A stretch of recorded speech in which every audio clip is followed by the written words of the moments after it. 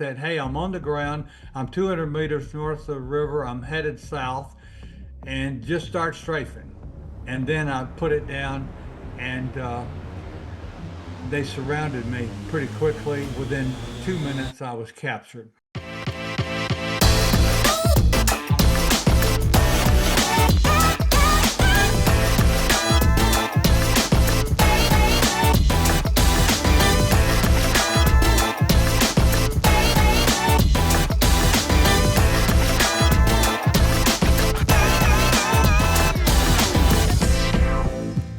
Hey guys, welcome to the Troy Gramling podcast. It is, as always, an honor to be able to hang out with you guys and just spend some time learning because, at the end of the day, our goal is to build a community, a place to be encouraged, to be challenged, maybe even inspired in becoming everything that God's created us to be. Because I believe with all of my heart that He knit you together on purpose to do something of significance. And today is extra special. Not only do I have Carson Luke with me today, but we also have a special guest, and I want to introduce him to you. Colonel Lee Ellis. He's a 25-year veteran of the U.S. Air Force, and he spent, in those 25 years, a very decorated, winning the Silver and Bronze Stars, along with the Legion of Merit and many others. He retired as a colonel.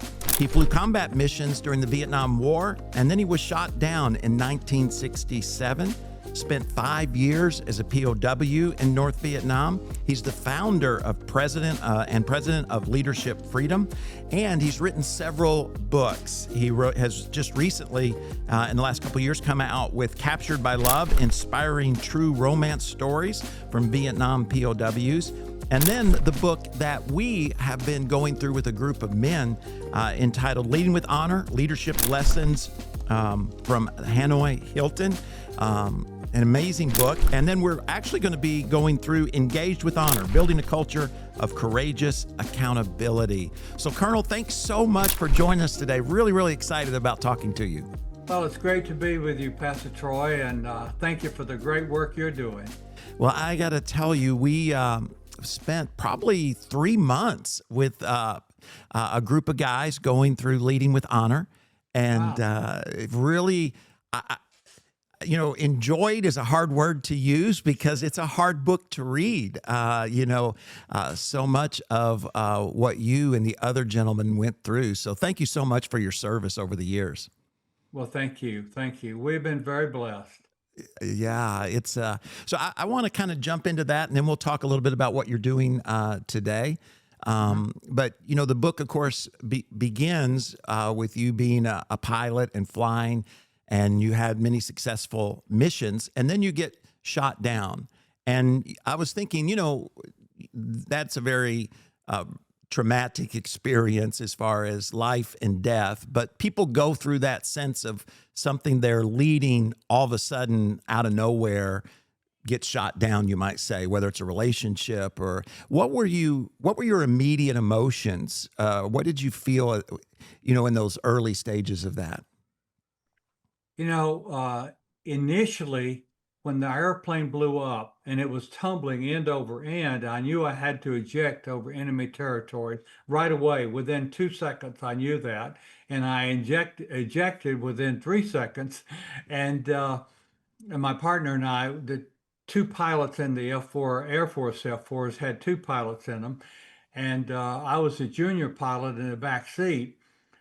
But the captain in the front, I was lieutenant in the back. We ejected immediately because the airplane was just blown up. And I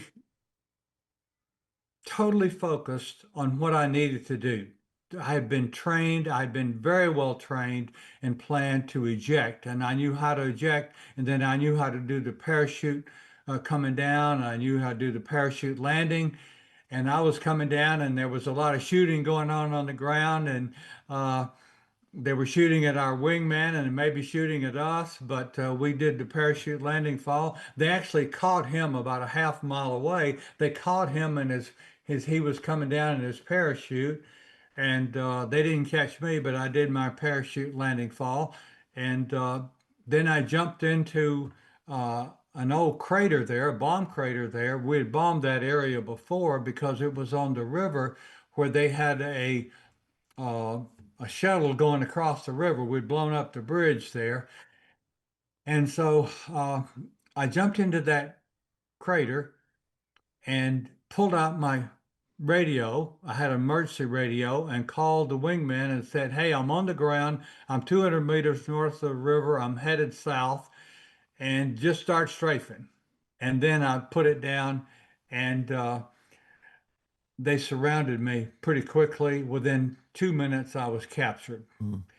And several years after I came home, like 2 years after I came home, that'd be 7.5 years later, I saw the guy who was my wingman at a fighter pilot reunion. He said, "Man, I heard your call, but I couldn't, I was afraid I couldn't shoot that accurate. They were really close to you and I didn't want to hit you." And I said, "You did the right thing because they captured me within 2 minutes." And up until that point I was captured, I was still operating on what I was trained to do. Mm. Once I got captured and they stripped me down to my underwear, and then they gave me back and searched me, and then they gave me back my flight suit. Uh, I was kind of in a almost in a out of body of experience, and I just said, "Lord, I am here. I don't know what's going to happen, but I'm going to trust you." Mm. Wow. I had grown up and gone to the Baptist church out in the country every Sunday and Sunday nights a lot of times, and Sunday school, and I had read the Bible a lot, and my family, my parents and I had sat down and prayed the night before I left, the day I left to go to the war. I left them to go back and go to the war. Uh, and I knew that I was alive, and I Mm. felt like God had something He wanted me to do, and I was gonna do it. And Wow. I was going to do it day by day, minute by minute. In fact, I thought they were going to kill me a couple of times on the way to Hanoi. Mm. But the guy in charge of me was put in charge of me the next day. He was a good soldier and he protected me in an amazing way. Wow. And I found out 2 years ago he was a strong Christian. Oh, He did what he had to do for the communists, but he was a strong Christian and he protected me. He wouldn't let them beat me up. And I got to Hanoi and went into the Hanoi Hilton. wow. You say training, and that kind of stuck with me because you had the military training, and then Yeah, you talked about the kind of the rest of this journey in a lot of ways, the training that you had as a child, as far as the role that yeah, God can play in suffering. And I wonder sometimes if today maybe that's some of the challenge. Do we, when it comes to marriage or when it comes to business, are we, training folks for the challenges or the difficulties so that they can persevere? Because that's the amazing part of your story and so many others that were there with you is this wasn't a short term, project. It was a long journey of perseverance. right. Well, I write a blog. I'm a professional. I've had a leadership consulting company for 28 years, and I'm slowing down on the training, but I'm still doing some speaking and traveling and speaking. And I write a blog every month. In the last 3 months, this month and the two previous, uh, I've done a blog on resilience because that is so important in our culture today. I think the people who grew up in during the Depression and World War II, and I was born in 43, and I was the youngest guy, usually in my camp, of the long-term POWs because they stopped bombing and stopped having POWs in 1968, and we didn't get any more till 72, 1972 when they started the bombing again. So I was generally the youngest guy in the camps. There were two other guys younger than me, total in the camps, but.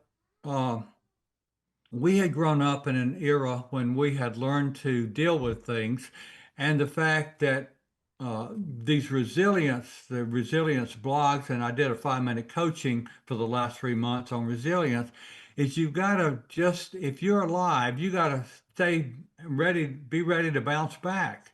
You know, you got to suffer. And we suffered. We were tortured, but we were in community, and our leaders set a great example. Mm.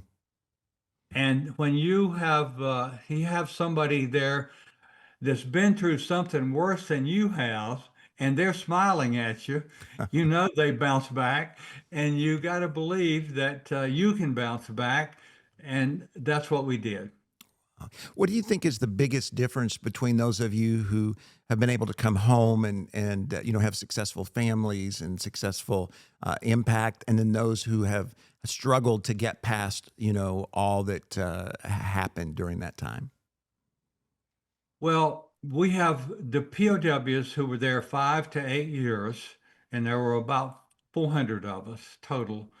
We have uh, we have lower PTSD, post-traumatic stress uh, uh, problems, psychological and mental health problems, emotional problems, and we are outliving our peers. Our average age is 86 now.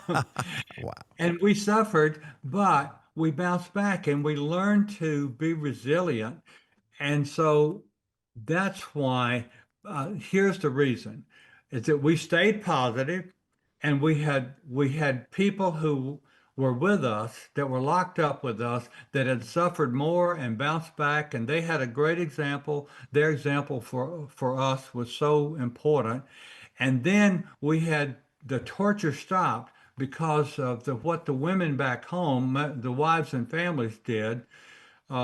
They started, they formed a league of national POW MI families and wives, and they started putting pressure on the communists around the world. And in 1969, I'd been there 2 years, and Ho Chi Minh died. That was a communist leader of North Vietnam. And the new leaders stopped the torture. Mm. And we had from 1969 until we came home in early 73. The Paris Peace Accords were signed in January 73. We didn't have torture for the most part. Occasionally somebody would. But and then there was a raid on one of the camps, and then they put us all back in the Hanoi Hilton in other cells that were big. We'd been in very small cells with either one guy or two guys or three or four guys, and mostly in cells of 6.5 by 7 feet, about the size of a uh, bathroom in a gas station. Okay, and there were four guys in that cell for 8.5 months. Wow. And then several years went by, and we were in cells of 4 to 5 or 6 or two different times in different locations. But in 1970, there was a raid on the camp, one of the camps that I lived in. We'd moved out because they were actually trying to put us in a camp. They show us they were treating us well to offset their bad publicity. And then they moved us back to the Hanoi Hilton, and they moved out to Vietnamese prison. Now, the Hanoi Hilton was built in the 1890s by the French. It was a city jail. And we were in a room about 1,600, 1,700 square feet with 55 guys. Can you imagine a 1,600, 1,700 square foot home with anywhere from 40 to 60 guys? And my cell had 55 guys, and we were in there together for about a year and a half until toward the end of the war. And I bet it smelled good. in that cell, we started getting healthy every day Wow. because we weren't being tortured. And we knew that someday, we believed that someday we're going to go home, and we've got to get healthy. We got to get over our anger, our bitterness, Mm. our shame, our guilt, and all of that. When you become more humble and more confident, and you turn loose of your anger and guilt and shame and all those kind of things, you start getting really healthy. Mm. And that's what we did day by day, day by day. And we're living in this group, and we got along very well. We're strong personalities. We were almost all fighter pilots. And we have strong, very confident personalities, man. You got to be that. But we became humble, and connected. We had classes, Monday, Wednesday, Friday classes, Tuesday, Thursday classes. We studied French, German, Spanish, German, Russian. We studied math. I took a course in uh, expanded math, differential calculus from a Naval Academy graduate, and we were writing with a piece of broken clay on this concrete floor, and he'd write out a problem and work through it and show me how, and he'd do another one, and he'd write out another one and say, "Okay, Lee, you do it." Wow. So In the we, book, you talked we too about you did like Broadway plays and all yes, kinds of yes. things.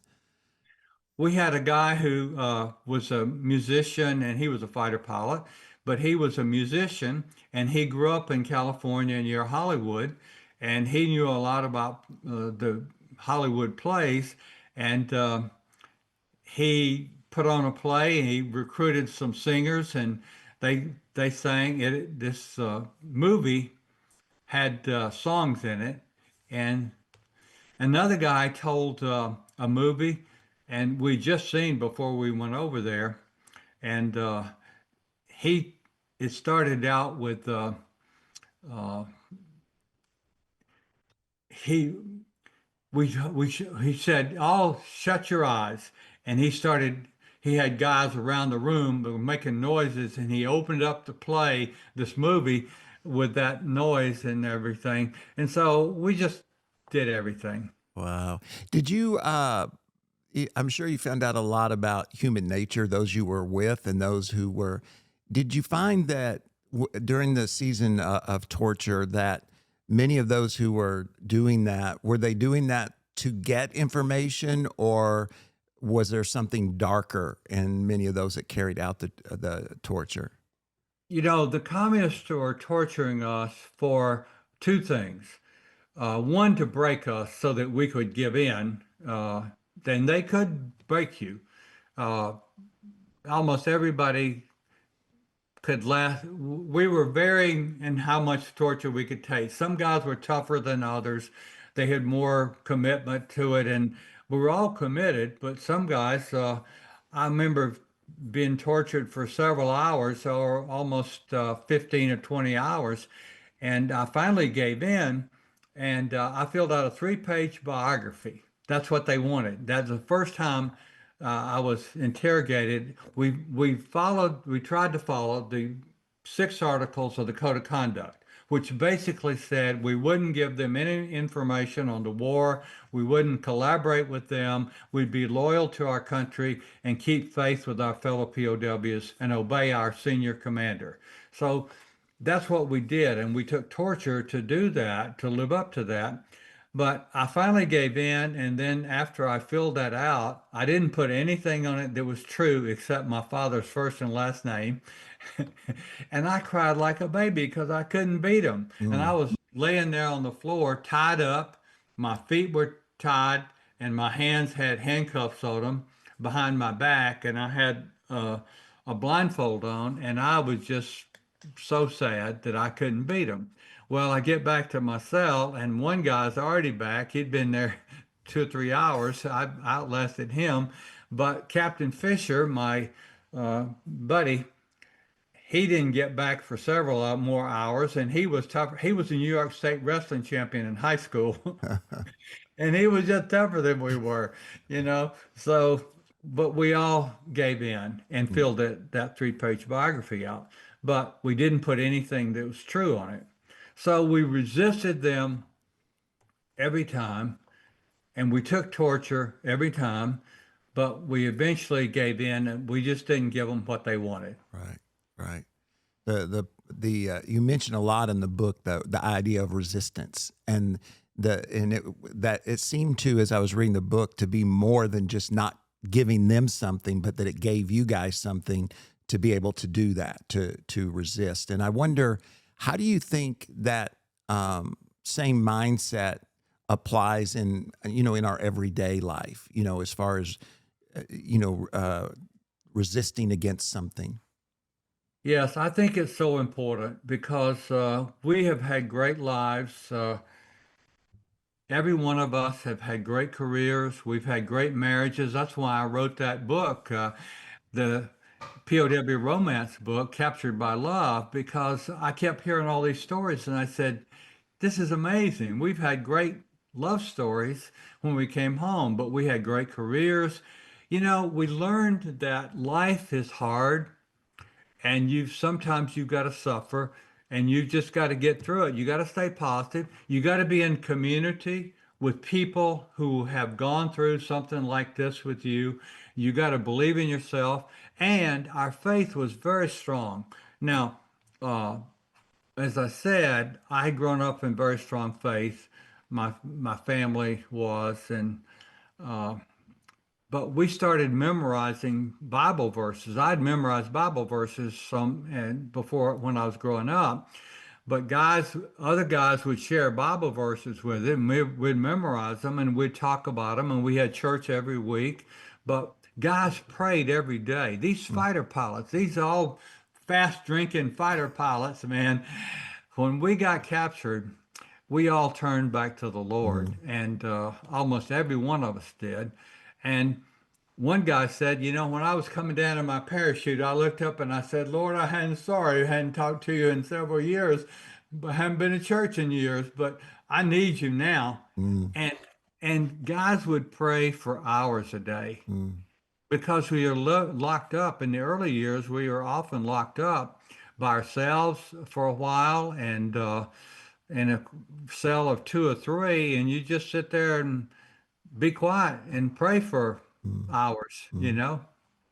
Now, Carson, you're from a different decade than I am. What are some of the things that jumped out at you as you read the? One of the things that you talk about quite often that concept of resilience, Yeah. and I've often found that in all of our lives there are pivotal moments that we have the decision to either fight through or to give up. And Right. I think that the thing that comes to most people's minds when they hear about the American military is that resilience, that unwillingness to quit. How would you recommend your everyday average person who isn't necessarily put into life or death situations? How do they build that same kind of resilience? I think you have to remember, you have to be committed. You have to really be committed to what your duty is, what your values are. When you're committed to your values and your duties and the things that you do in your work and to your family and to your society, when you're committed to that, then it's much easier to suffer because you believe that you should suffer. And but when you're suffering, you gotta think positively about bouncing back. Someday I'm going to get through this. Mm, You know, um, Everybody suffers. mm, Yeah.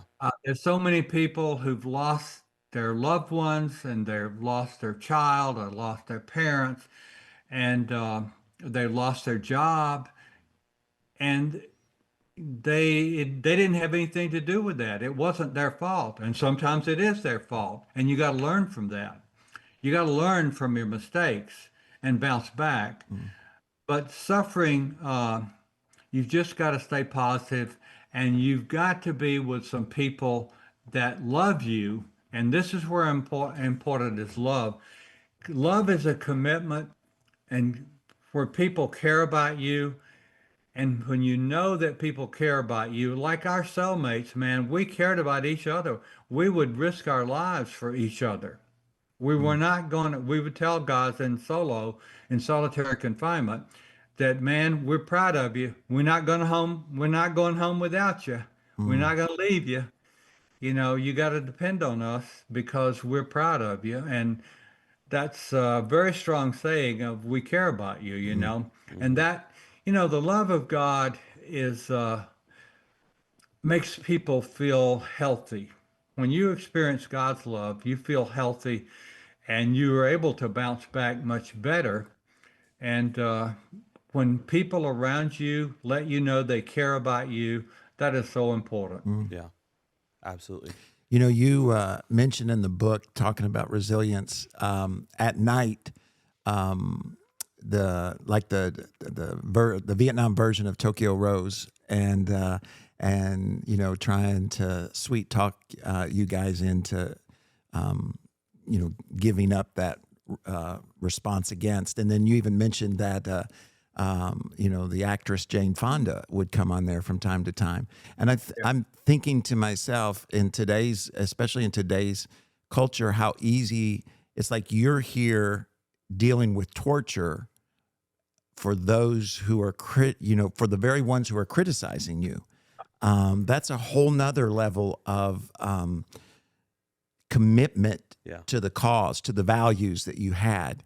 You know, as a pastor, sometimes I see folks, you know, their commitment to their values tend to slip away when they stub their toe, you know? So what do you think it was just a different in culture at the time? Was it a difference in training? Are there some things that we can add to our lives today to not to be so committed to our values that even when those you're living them out for aren't appreciative of what you're doing?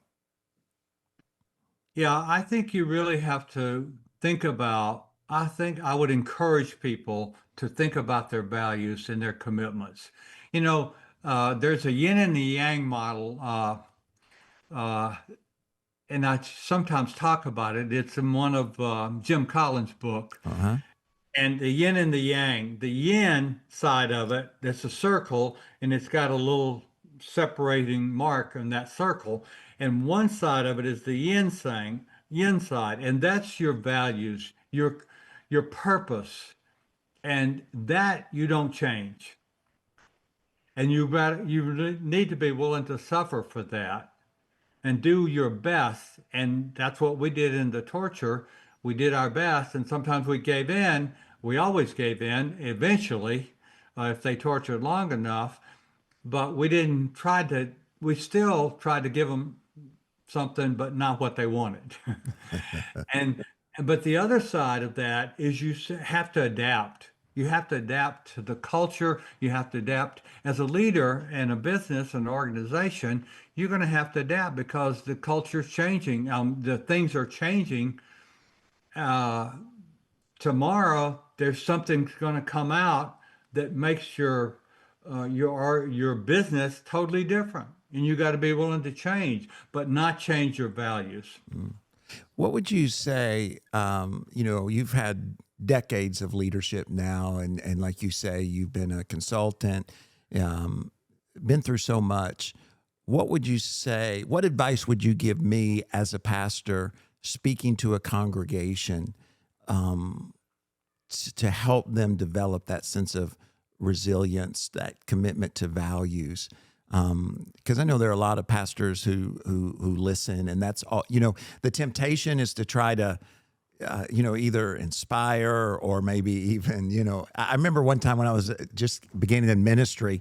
You know, you tend to preach to the ones who are there about the ones who aren't there. You know what I mean? Like, in other words, you're mad at the ones who aren't there, and so what advice would you give to pastors to help their congregations, you know, develop that sense of resilience and commitment to values? I think the most important thing is believe in yourself. Mm, You have got to believe in yourself. God has put you here for a purpose. He's given you some talents, and sometimes you're going to fail, but you got to believe in yourself and look at what you failed in and figure out how to recover from that and how to do that better next time. And but try to coach yourself every day not to fail in your mm, values, and therefore you're going to be respected more. And when you fail, you got to take ownership for it. mm, You know, you got to be humbled. You got to say, guys, I should have done that. And that means you're very confident. I have a model. I build models. I'm a visual person. And on the left side is insecure, and on the right side is secure. And the more secure we're all insecure in some areas, but the more secure you can become, the more then you can take ownership for your failures, and you say, guys, I messed up. I shouldn't have done that. I thought it was right, but it wasn't right. Mm. And you come and tell me if you see me getting off course. Come and tell me, and I'll listen to you, and I may decide not to do what you want me to do because I know something you don't know.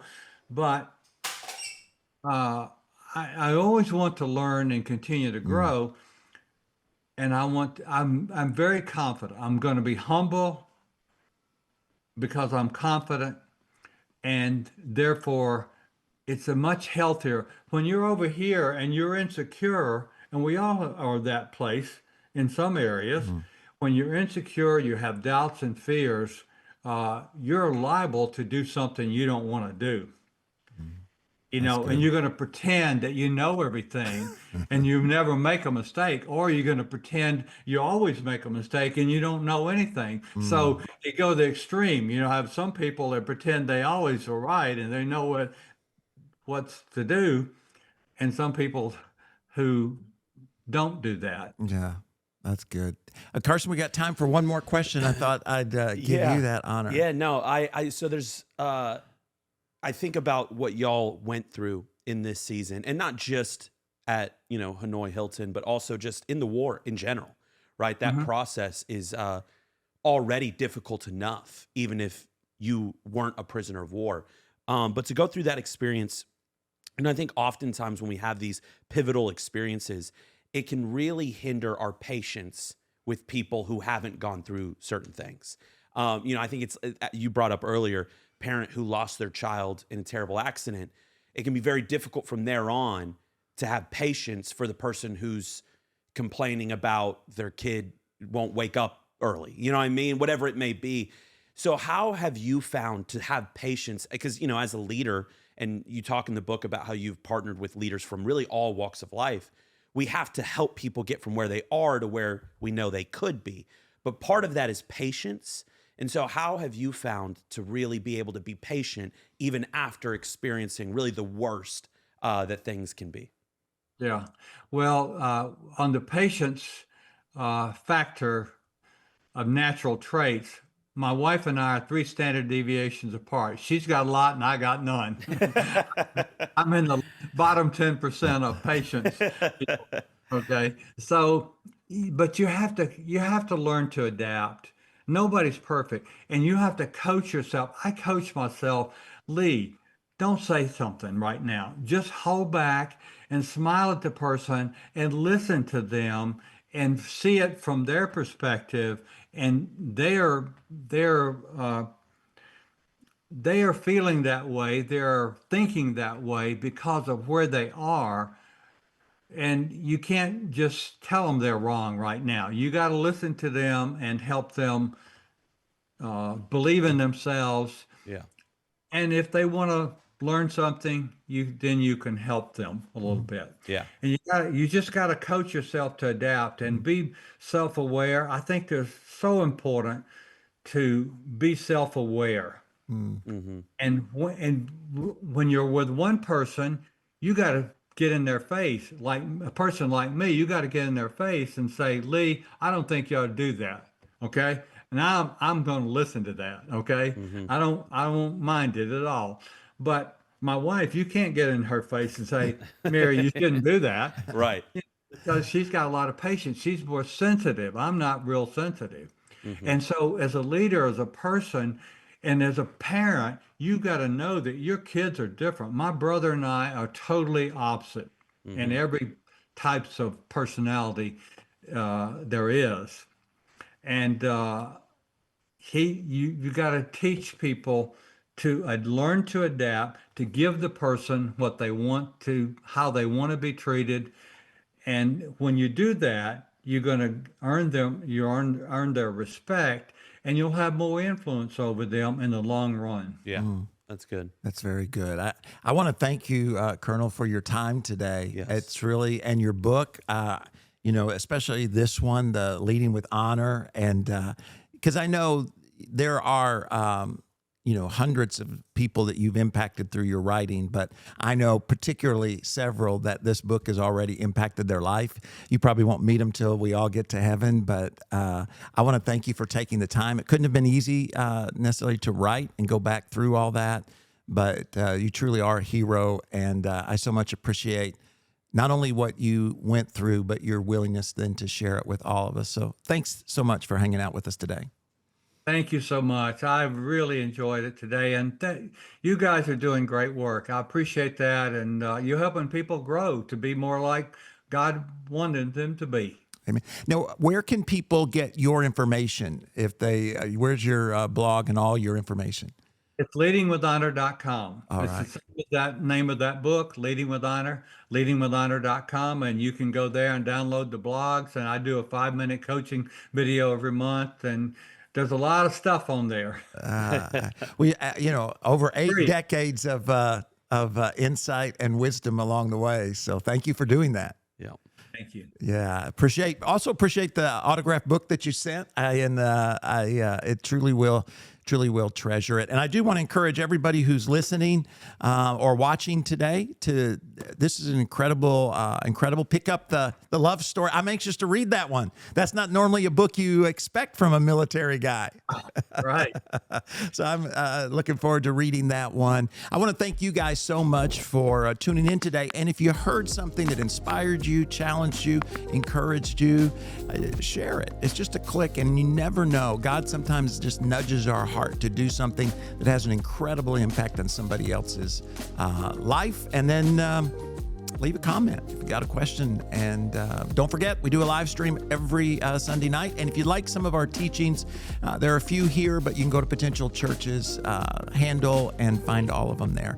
Again, thank you so much, Colonel Carson. Thank you. Thank you. We'll see you next time here in the Troy Gramling Podcast. God bless and have a great day.